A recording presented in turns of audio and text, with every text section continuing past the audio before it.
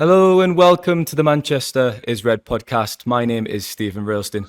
We're recording this episode on a Friday morning. I'm joined by Samuel Luckhurst, who's currently in the airport in the Czech Republic. So if there's any interference across on the airwaves, that's the reason why. Samuel, first of all, how are you? Have you kept warm in the last few days?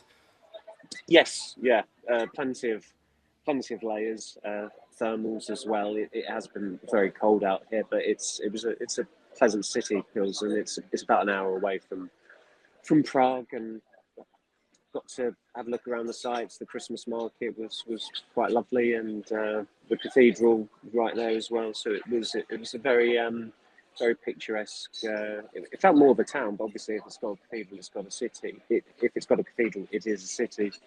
But went into the cathedral, went into the synagogue, which is the second largest in Europe as well. So we tried to take in as many of the sites as possible, but it is quite enclosed and small. And I suppose it helped as well that the game was an early kickoff last night. I think you tend to take it for granted when those ones come along, but they are pretty handy for all manner of reasons. It sounds like you've enjoyed some culture. I imagine the supporters who headed across, they've probably just been drinking the cheap beer. It's very, very cheap out there, isn't it, in the Czech Republic? Samuel, when it's such a cold night, you really want the game and the football on the pitch to warm you up. That first half, it was absolutely dreadful, wasn't it? It was so poor. It was 0-0 at half time. Obviously, Pilsen score 3 minutes into the second half because of that Andrea Nana blunder. Ruben Amorim makes multiple changes, which changed the game. Those substitutions were really good, and Rasmus Hojlund scores a brace. What was your immediate takeaway? Because, like I say, the first half was really bad, but fair play, they showed character and knuckled down in that second half to come back and win the game. It was a bigger win just because of the circumstance of it, where they got an 88th minute winner, where the goalkeeper made another cock up, and it wasn't until I think we were in the press room before the game that it was Simon Peach who said it, that United only won once away from home all season. And then I thought, really, could they have done that? And then, of course, it turned out that it was just that one win at Southampton, who obviously are the poorest side in the Premier League this season, but in the first half hour of the game that day, they were the better side. And you don't get surprised watching United play the way they did for the first hour yesterday. And I'm not talking about modern United. I remember United playing the Czech Republic, watching it on telly 20 years ago, and I shouldn't remember it, but I do for whatever reason. And it was drab, it was dreary. Between 2003 and 2006, United didn't win a game away from home in Europe. I think it was from Panathinaikos in November or December 2003 to beating Benfica in September 2006. It was almost 3 years, and they had some real, forgettable nights and under Ferguson. After that period and before that period, and I think a lot of United fans remember that, and they never. I don't think there's ever. It's difficult to recall the last time there was real confidence about watching United on the continent, where they'd go away somewhere and you thought they were going to really pummel the opposition. It just seldom happens. Happened very, very occasionally under Mourinho. I'm not sure it really ever happened under Solskjaer, and obviously there was mitigation there with a lot of the games being played behind closed doors. And everyone's well aware of United's record in Europe since they got to the Champions League final in 2011. But focusing on the game last night, I don't, watching Amorim, you are seeing someone who is starting to suss out the players in the squad, because when it's 90 seconds in and he has to literally clap his hands to alert Joshua Zirkzee to press the goalkeeper, and Zirkzee is by the halfway line, you know that his message isn't getting across, and it probably is never going to get across, because that is just not Zirkzee's style. And I think it was Rob Dawson who tweeted that the in-game stats showed that Zirkzee he'd lost possession something like 11 times in the first half an hour or first 35 minutes. And there was an occasion where he got the ball and he must have taken about 6 touches, and he lost the ball, of course. And that just immediately made me think of what Amorim said about him after the Everton game, which was that he needs too many touches. And I'd noticed that before then. And last night at the post-match press conference, Amram was critical of the lack of pace. He said about United in the first half and the lack, and specifically high up the pitch. And when he says that, you know who he's referring to. It's Xerxes and it's Marcus Rashford, because they both came off early in the second half. And of course, Rashford was the first to come off. He, at the time when that happened, I noticed that there was no acknowledgement between Amram or Rashford, and you're conscious because some idiots online will see if you put that out, they think, oh, you're trying to stir trouble or something like that, because they abhor something that's actually happened. But then when Xerxes and Malacia came off 5 minutes later, Amram did acknowledge them. At that point, I thought, well, look, this is absolutely fair game here, and in fairness, Amram was to the left of the technical area. There was a little bit of distance from where Rashford came off.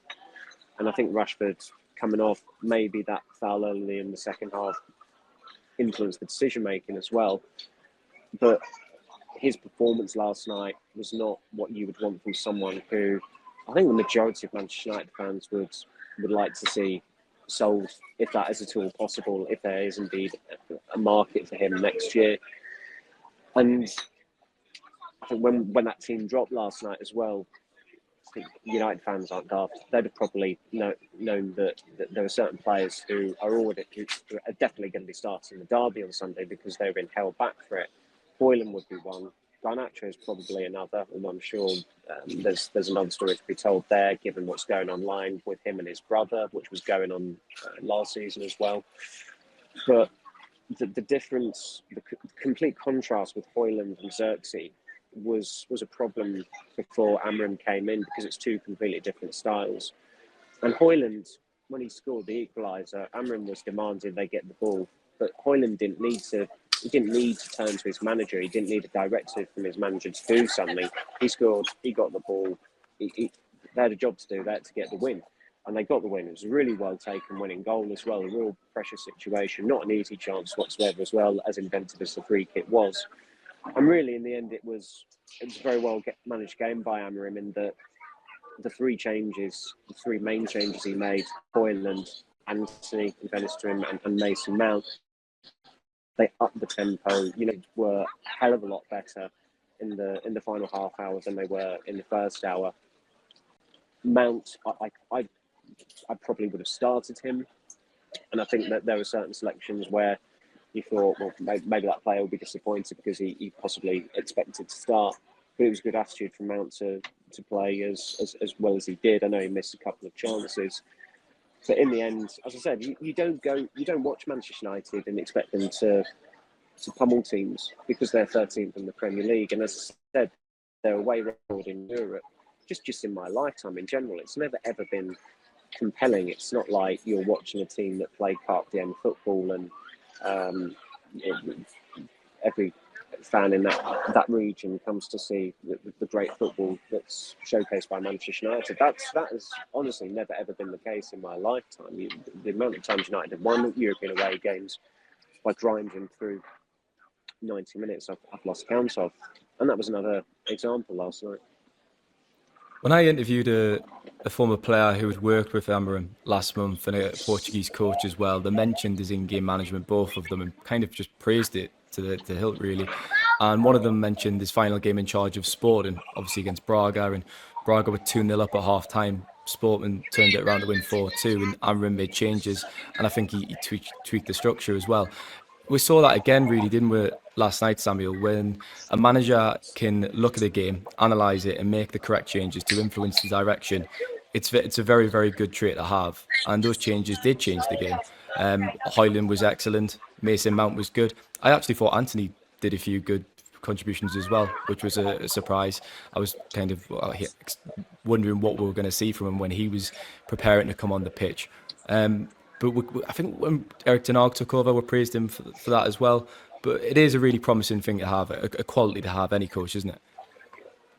What? In-game management and the ability to change. Yeah. Well, Amram was more intense than some of the starting players last night. He was constantly turning to the dugout and essentially just lamenting the decision making that was going on. And in the first half, there was one shot on target, which was in the 31st minute. Rashford had that opportunity where it was a poor pass by Ahmad. He was forced too wide. The shot was even worse. It was a dreadful first half, and unfortunately, it did get better, and it was at least watchable in the second. And look, it's not a particularly good United squad because they're 13th in the Premier League, but there is some depth there, and they've only got one player out injured at the moment in Luke Shaw, so that does mean the coach has options. I think the way they're playing, also in this system, in some ways he has more options in certain departments because of the shape that United are taking when they start games. And I thought Mount might have been a reasonable contender to have started last night, but the fact that Ahmad was playing as one of the two behind the striker, I think it highlighted his importance to the team, but also, somewhat ironically, if you look ahead to Sunday, you do wonder whether he's actually going to start in that, because I think he played 90 minutes against Forest, played 90 minutes again last night. I mean, it's 90 plus minutes effectively, given the added time in both games. I think there was 7 minutes added on against Forest, and might have been 7 minutes last night as well. So it's actually two pretty taxing shifts for a wide player, for an attacker.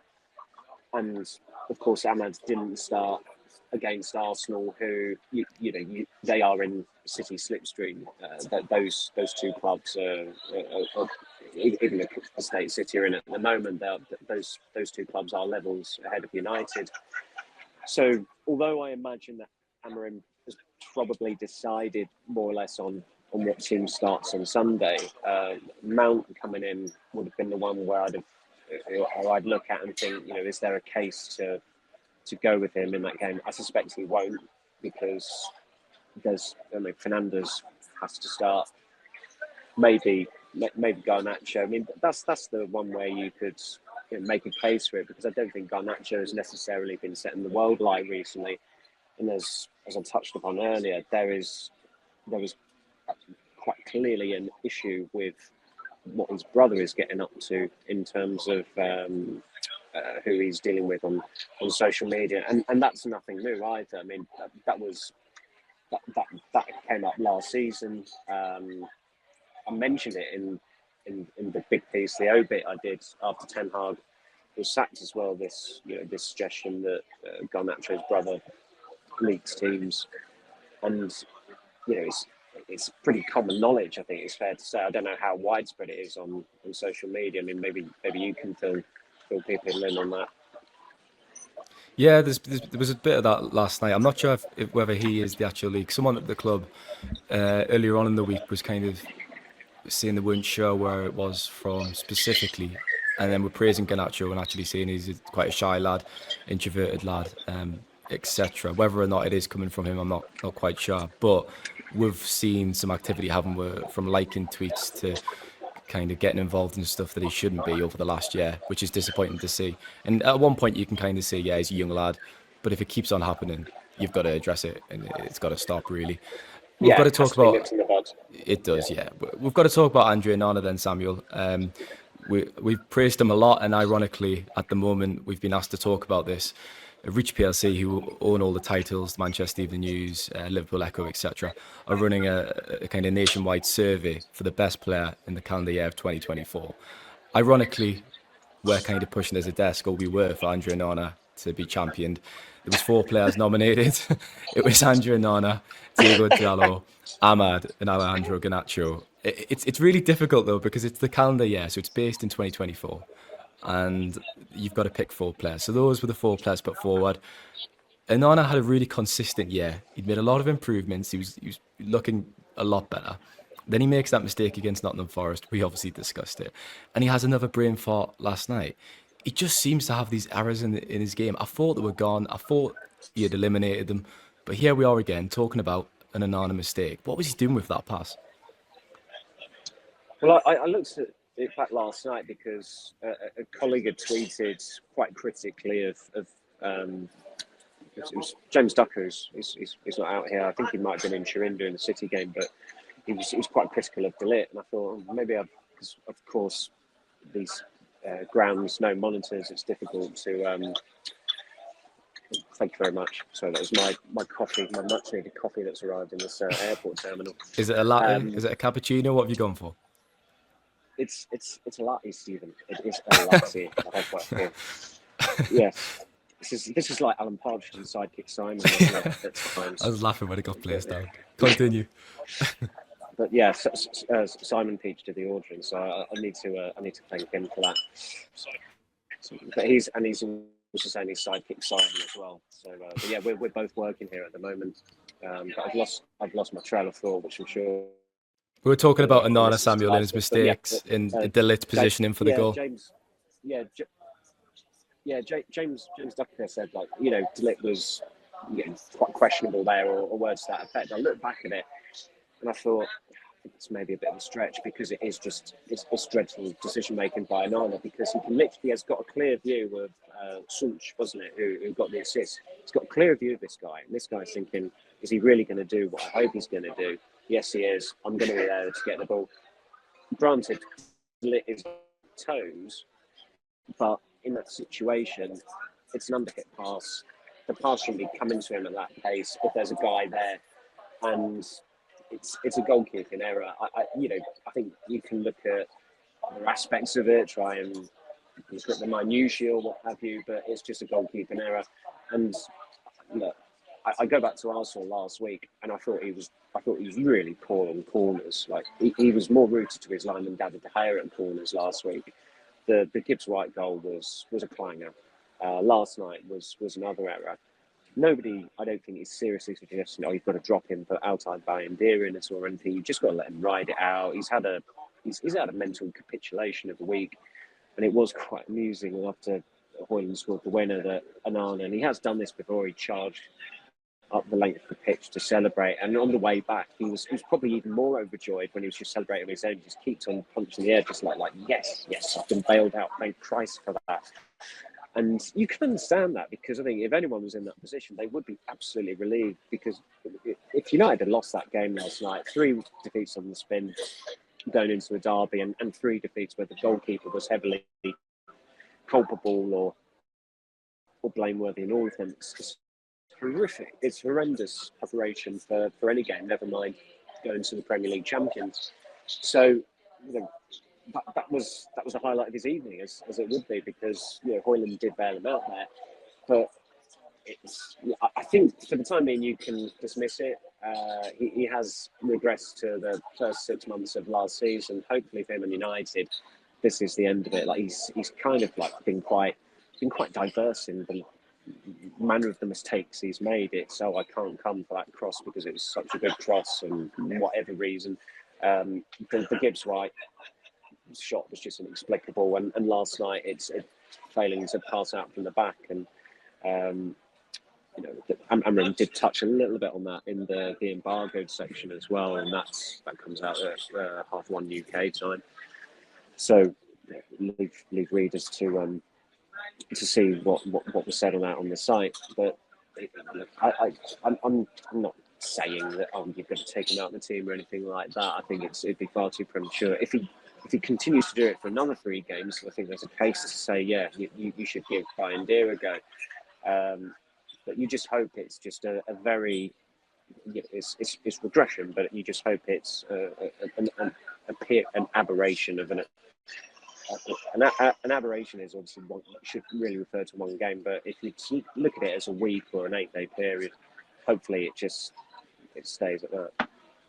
Plzen's manager said after the game that he told his players to target Onana. It's quite damning to hear that out loud, but you're not surprised, when you hear those kind of comments.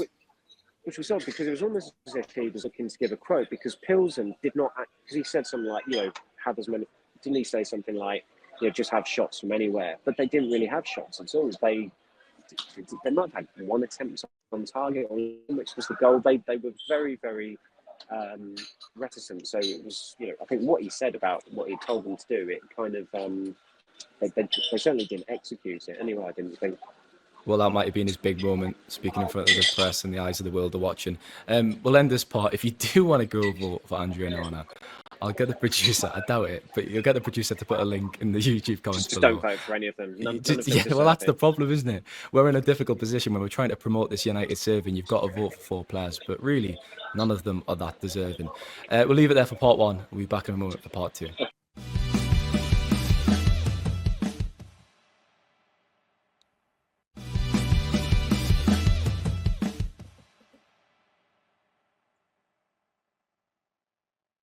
Welcome back to part 2 of the Manchester is Red podcast. Now, of course, we have the Manchester derby on Sunday afternoon. Before we get into that and who might start in that game, I thought it's worth just quickly touching upon Rasmus Hojlund a little bit more, Samuel, with a view to Sunday. It feels like he's really turned a corner in the last few weeks. He obviously scored a brace against Bodo Glimt, another 2 goals last night. And as you said, that second goal in particular was brilliantly taken.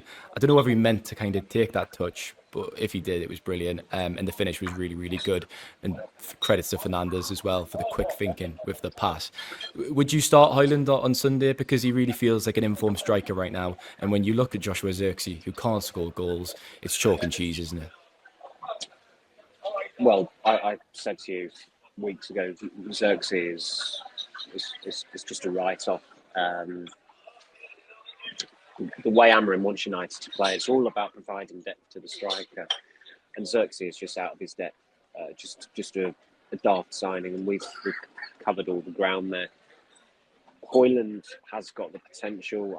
I still think long term. I mean, they are going to need a striker next year. However way you look at it, they're going to need one, and I think it will help Hojlund to actually have someone who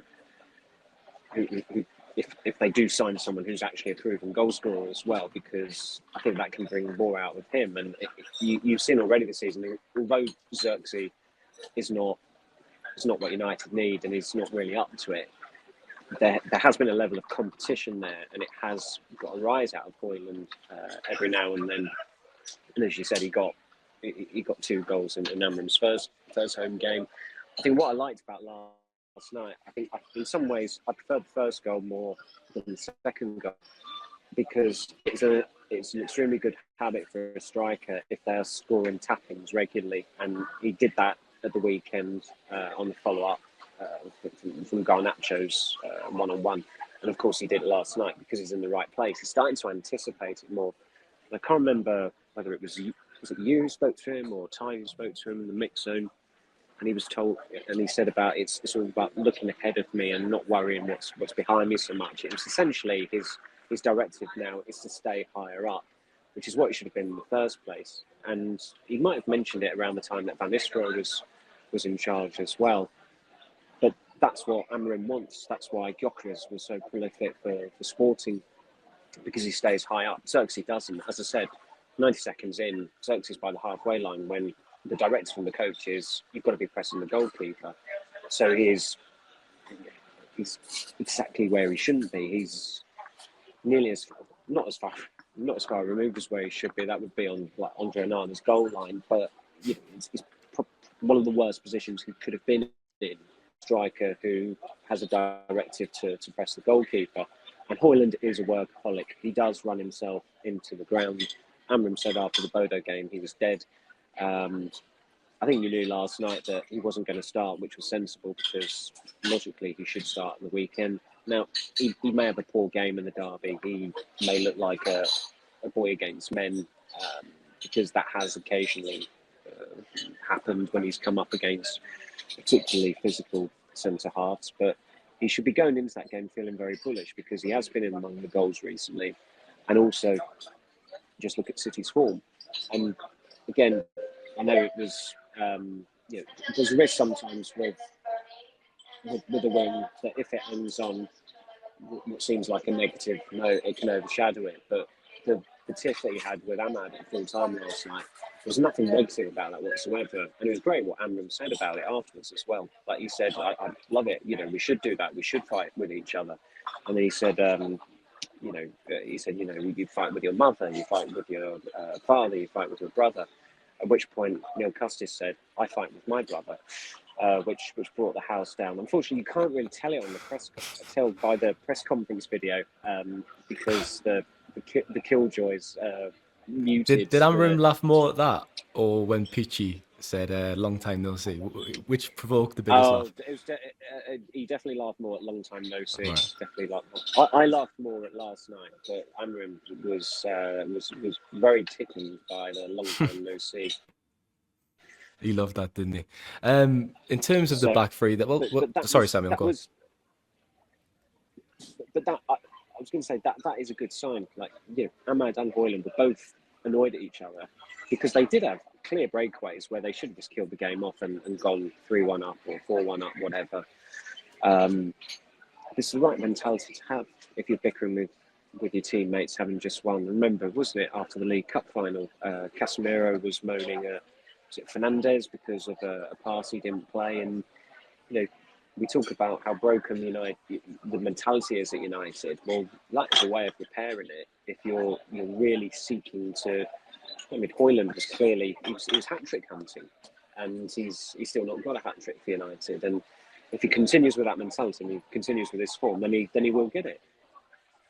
It was Ahmad who obviously kind of created Hojlund's first goal, that kind of aggressiveness and good work, burst into the box. Obviously had his shot, and Hojlund was in the right place, as you said. Ahmad's he just keeps on delivering, doesn't he? Every game, he seems like the biggest attacking threat. He seems like the only player who's got something about him in that sense. It's interesting though, because as you said, he's played for 90 minutes. He played Yeah. in a higher role. He's played every game until then at right wing back. For me, Samuel, he has to start. It would be bonkers for him not to start that game. I understand you've got to manage loads, etc. But Ahmad Diallo has to play in that game on Sunday. George McCaffrey is probably cringing right now, hearing that you've just used the word Diallo there. And do you know what? Do you know what? I thought I laughed when I said that because I've not used that at all once. I saw Rich tweet it last week, and I thought, and I actually thought when I said it, why have I just done that? I've never used I know. Diallo ever in my copy or in my Twitter. It's always been Ahmad. But that was what we were told that a couple of years ago, weren't we? It was always just Ahmad. Yes, yeah. Well, when I first did the story that United were interested in signing him, he was known as Ahmad Traore at that time. Then on the day he signed, it was Ahmad Diallo. Then it was just Ahmad. That was The reason I've said that, to I've go got on. But A. Diallo up on my screen here, like the team sheet from the weekend, which is why I've said it. I've read it as I looked at it, so that's an excuse. Sorry, anyways, go on. no, well, I mean, people probably don't know, but George McCaffrey is obviously the one of the press officers and extremely helpful press officer and a really, really good lad. And an avid listener of the podcast as well, Samuel. We'll give him a shout we out. believe so. So yeah, he's probably chuckling away listening to this in his office at Carrington. I hope he's not listening to it at home because he puts in enough hours that his girlfriend deserves some downtime with him. But I would start Ahmad at the weekend, but I've just double checked. He did start 90 minutes. Sorry, did complete 90 minutes against Forest. 90 minutes last night in freezing conditions, tricky pitch as well. It's quite the workload, and you look at the probable changes at the weekend, those who will probably keep their place, the substitutes that were made, and it is strange because it feels like Ahmad has been the strongest player since the Ipswich game, but he may not start, or there's a pretty decent chance, it feels like at least, that he won't start on Sunday. But I hope for United's sake he does start. I think he should start. As you said, he always seems liable to make something happen. He wasn't particularly having a good game last night before Anthony played the ball to him. But in a split second, it's a neat little nutmeg. Ball might have been going in if it hadn't have got blocked, and it ends up going in anyway through Hojlund.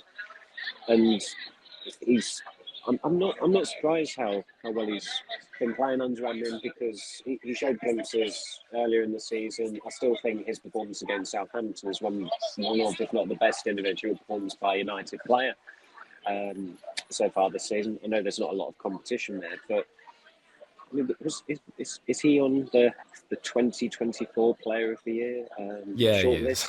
He is. Yes. He's one of the four. Yes. Well, maybe he'd get my vote then. Just maybe for that Liverpool goal alone. I think that's probably earn him a few votes. So for the sake of variety, given you went with Onana and you maintain Onana, maybe I'll go with Ahmad just to share it around. So I suppose if he doesn't start on Sunday, there's an obvious game changer to turn to. But he has to start. I think the issue they've got there is that logically, Mazraoui would be in the back three, but you think, do you bring Yoro in? And then because I think Mazraoui has to start. Mazraoui probably not going to play on the right wing because with Ahmad play there, but would you play Mazraoui on the left wing? I don't think has he played there? I can't quite remember if he has. He Not might on have done Damrim, against no. Bodo Glimt, Don't but think so. it feels like Mazraoui's played almost everywhere apart from in goal, but he's done a very good job of it as well. But there are some, there are some things to consider there anyway. It's another. It might be the easiest 11 in some ways to guess because of the players that he rested last night or the rotation that he exercised, which was completely understandable. But I still think there could be one or two calls where you think, oh, that's it's quite interesting. Or maybe he's trying something different there. Have you seen the photo of Jose Mourinho, Samuel, with his hair messed up after a Fenerbahce game recently? Did you see that? I saw. I think I saw it thanks to someone called Steven Railston. I was going to say, as a meme.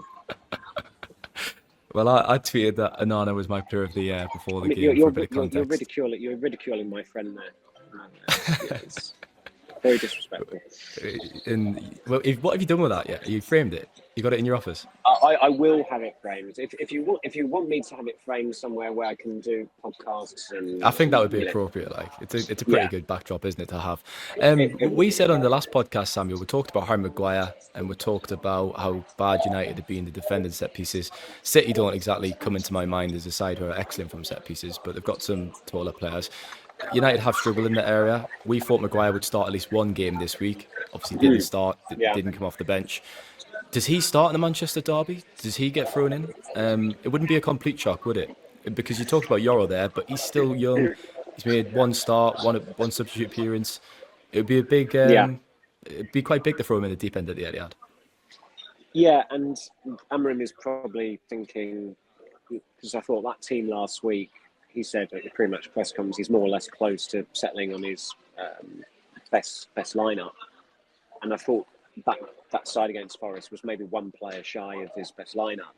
And of course, it had Yoro in the back three with De Ligt and Marcos, which I think most would consider would be the ideal back three going forward. But of course, they lost. They got done on a set piece. They got done by a cross in the second half for Chris Wood's winning goal. And Amorim has started to say with some regularity how small a team United are as well. And look, there'll be some people out there, some fans who absolutely hate the prospect of Maguire coming in just because of something that happened 2 years ago. And the fact of the matter is, since he came off against Arsenal, United have become worse at defending set pieces. And I know Arsenal scored the first goal with Maguire on the pitch, and there was a clip that tried to lampoon his defending, but they are better defending them with him on the pitch just because he's taller. And I wouldn't be surprised if he did come in. But there's just perfect sense in it, just because he's experienced and he does offer them some presence there.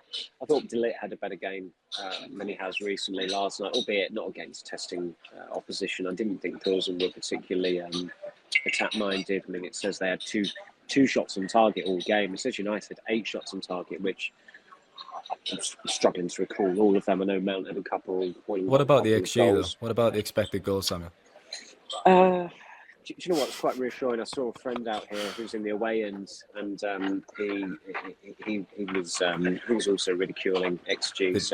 I hate XG sticker on. It does reassure me. I keep good company on these trips, Stephen. Not in the away day trips, so more locally.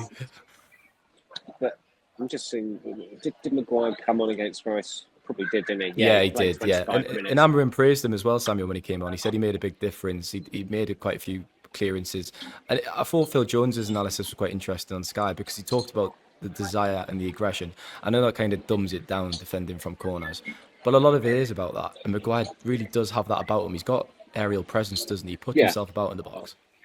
Yeah, and of course you've got Hojlund to contend with, and I know Hojlund isn't operating at the level that he's capable of, and that goes for pretty much everyone at City. But he has also scored a hell of a lot of goals against United in a short space of time, and I'm not too sure Maguire would even have.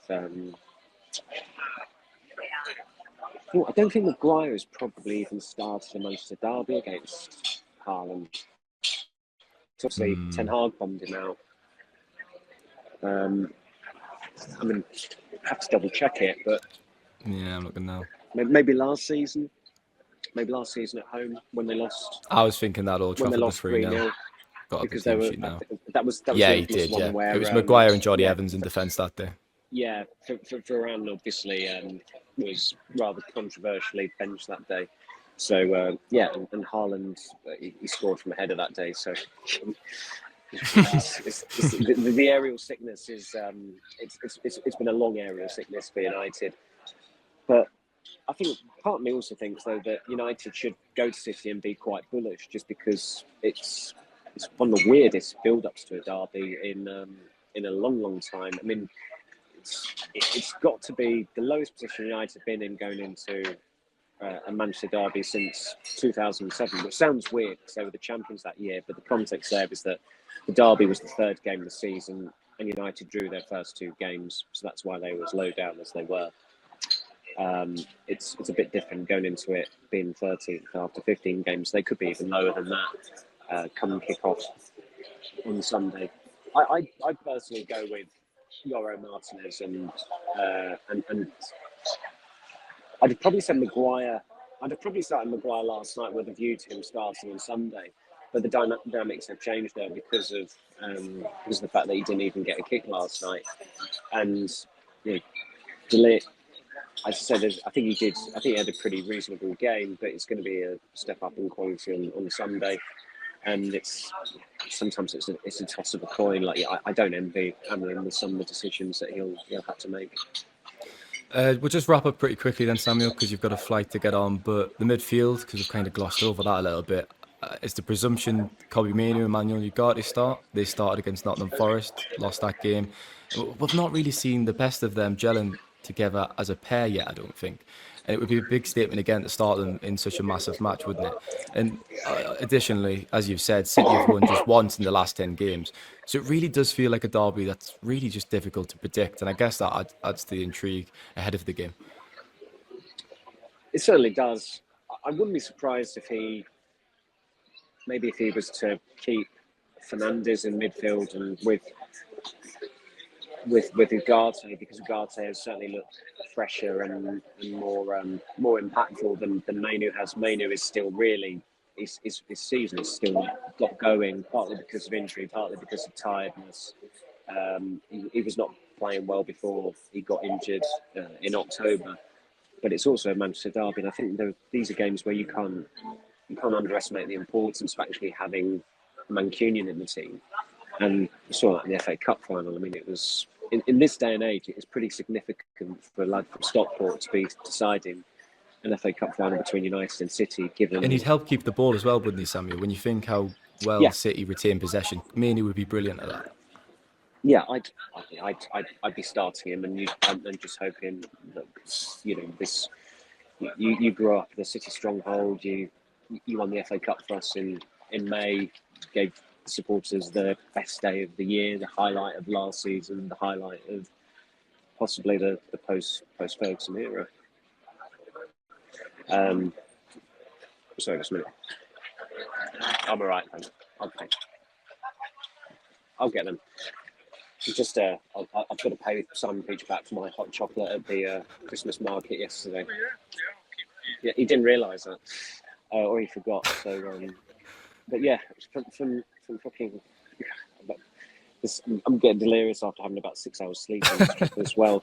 I'm dropping expletives left, right, and centre. Well, you've got no excuses not to come to the Christmas bash there. And it's absolute. Well, do you know what? I've barely had any beer out here as well. I think I had one beer after the game last night because I've been pretty unwell and I've had the worst couple of 2 or 3 nights sleep I think in my whole life. It feels like I've slept about 6 hours out here all in all. So I've been playing through the pain barrier out here. But back to Kobbie Mainoo anyway.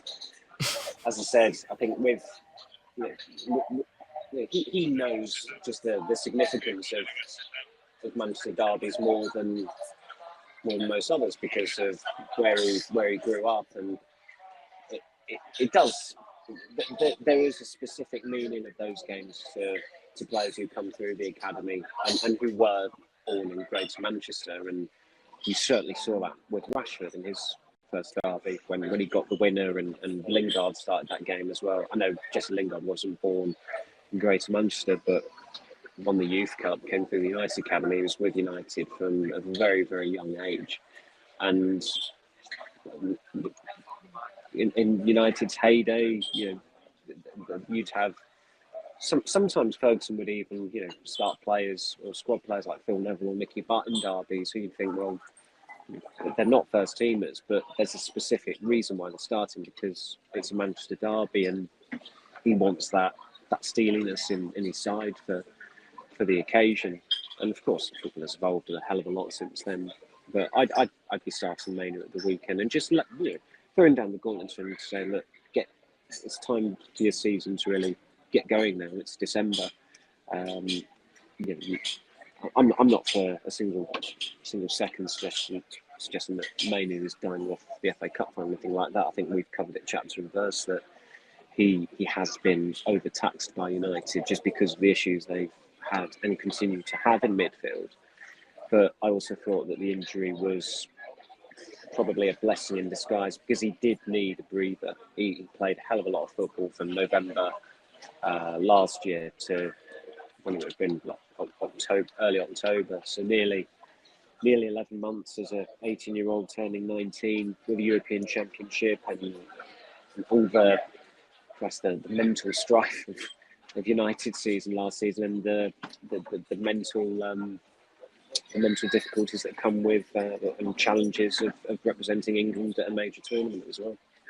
Yeah, he was on the go non-stop after making his full debut at Goodison Park. What a brilliant performance that was. And I agree, it was probably a blessing in disguise, that injury. We'll leave it there, Samuel. We've got a plane to catch. Fortunately for Simon Peach, he's not getting in my Renault Clio. He's getting on an aeroplane to go home. He caught a lift on Tuesday night after the under-21s, or the under-19s, I should say. Safe flight, Samuel. Pleasure as always. Thank you very much. Yeah, it's on time. It's been a little bit of snow in Prague as we were coming in, but it looks like everything should be okay, and the queues have even subsided as well. So that's a bonus. Happy days. You can finish your coffee now in peace. Thanks to listeners. We'll be back on Monday. Enjoy the weekend and enjoy the game. Take care.